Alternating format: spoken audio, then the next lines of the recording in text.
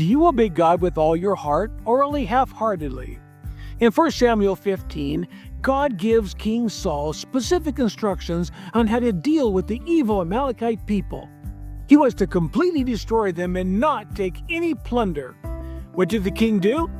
He fought the Amalekites and won the battle, but took the Amalekite king alive and his livestock.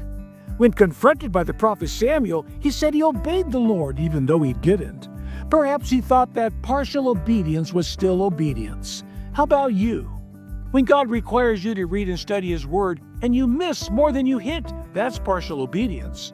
When God instructs you to not forsake the assembling together of other Christians, and you stay home from church because you don't feel like going, that's partial obedience.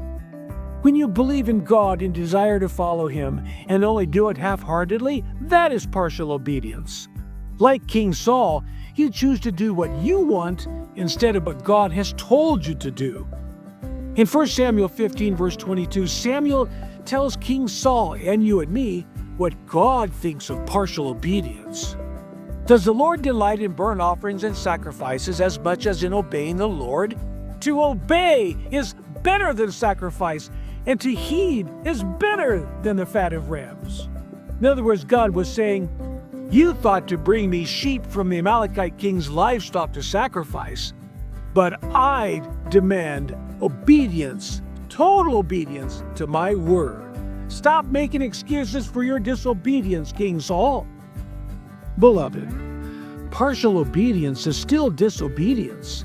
King Saul was a habitual offender. He did not repent and was ultimately rejected by God. If you are like King Saul, stop making excuses for your disobedience. Instead, today, repent and recommit yourself with all your heart to following the words and ways of the Lord, lest you suffer the same fate as King Saul. This is Laine Wilder for Carry the Light Ministries, bringing you insights from an elder.